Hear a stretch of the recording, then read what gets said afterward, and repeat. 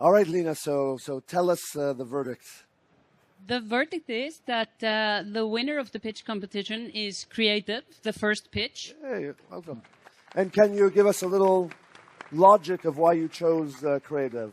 Absolutely. The pitch and the voiceover for the pitch was seamless. Incredible amount of information given during the time slot. The credentials and the experience of the founder, very impressive.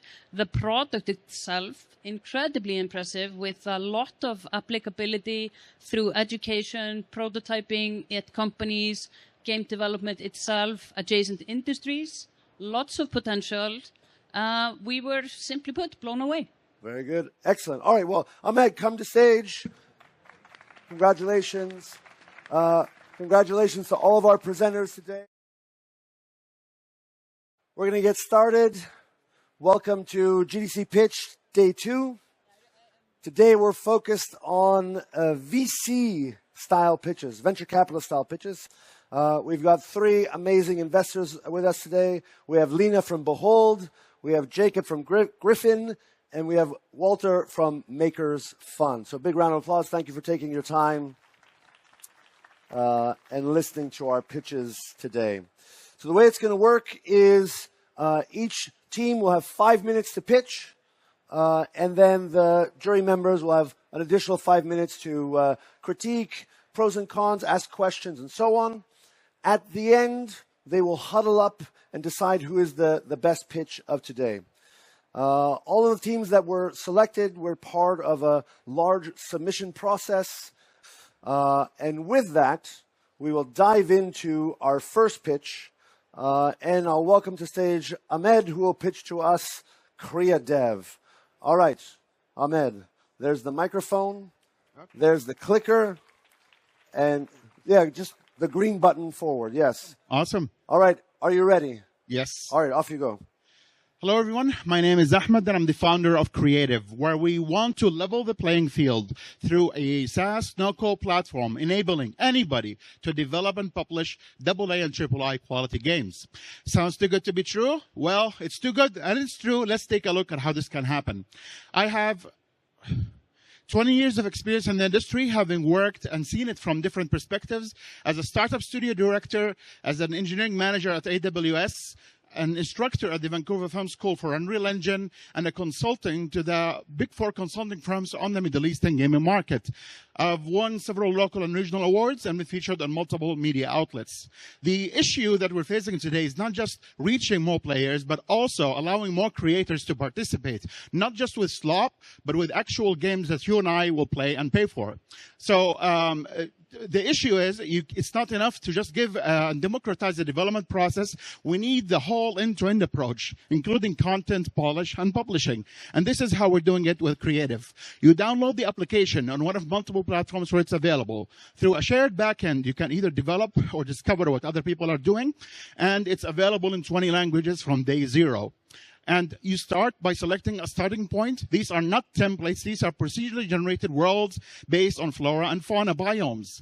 The world is as big as the map in Red Dead Redemption 2. You can make it smaller or you can make it infinite. Then you peek into one of the available theme packs and you start dragging and dropping content or importing your own custom models. These are pre-coded, pre-optimized, and ready to go. Now we can change things like the water turbidity. Is it Caribbean blue versus Red Sea blue, as well as the global wind intensity, the whole scene. And now you're able to place entire mountains and literally shift them and move them around, clearing the vegetation and creating roads and rivers and terraforming terrain. Now your characters are able to interact with rigid bodies, cloth animation, walking on uneven terrain, rope physics, and even destruction. And you can change the entire art direction of your scene from realistic to artistic, cel-shaded, retro, etc. You can't code, and therefore there are no bugs. However, you can program, which is what matters. You define triggers, define actions, and customize their behavior. For your gameplay, you choose from available genres that you can drill down on and choose particular gameplay elements within them to customize your game. When you're done, you publish to the built-in Discover store for others to see your product, and they can play it. And we don't leave you there. We actually provide a fully featured menu system with all the bells and whistles that you expect from a title of this kind. So ultra-wide screen support, photo mode, HDR, as well as credit and digital foundry level of options for the graphical menus. And here's what you can build with Creadev today.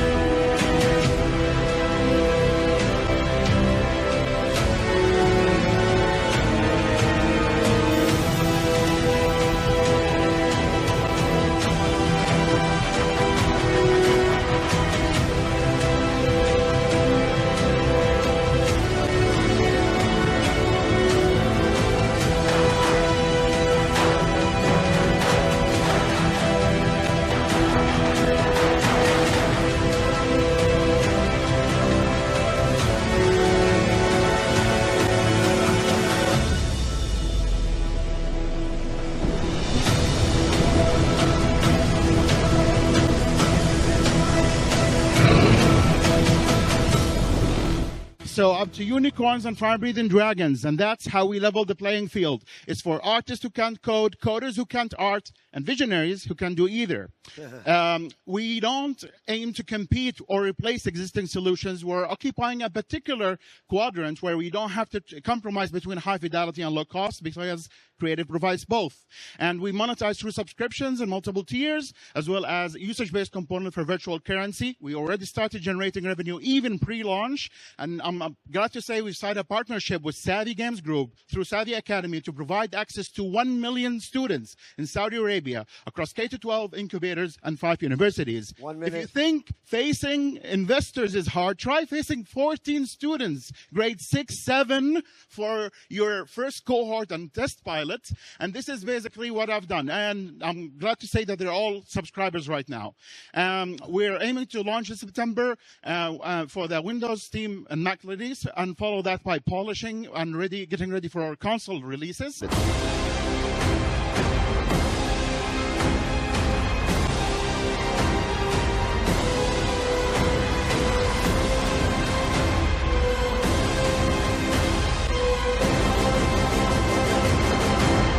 Thank you for your time. Awesome. Very good, Ahmad. All right, judges, let's start with you, Lena. Great job, Ahmad. Very impressive pitch. Very impressive product. Thank you. All right, Jacob. I think it's impressive what you've built. It's from a technical standpoint, it looks fantastic. Thank you very much. Thank you. All right, Walter, go ahead. All right. So I can only echo what they said. I think great pitch, a lot of energy. Main question that I have left is, what you said at the start was sort of helping developers throughout the journey of game development. The last box there was publishing. Talk to me a little bit more about that, which I think is one of the hardest things for a small developer. So because Creadev as an app is available on multiple stores, so that's up to 20 different platforms, 20 different storefronts on the platforms. When you publish to the built-in Discover store once and your game is there, whatever comes next, a new console comes out next year, we're going to be there as a developer, and therefore your game is going to be there. So this allows you to access a wider range of audience. And not only that, every game that you develop, let's say you're developing it in your own native language, which may not be English, your final product is going to be localized to 20 other languages. So this means even a larger, and we can do that because we control the ecosystem, and that's how it works. Cool. Very good. Thank you so much, Ahmad. I'll take that from you. All right.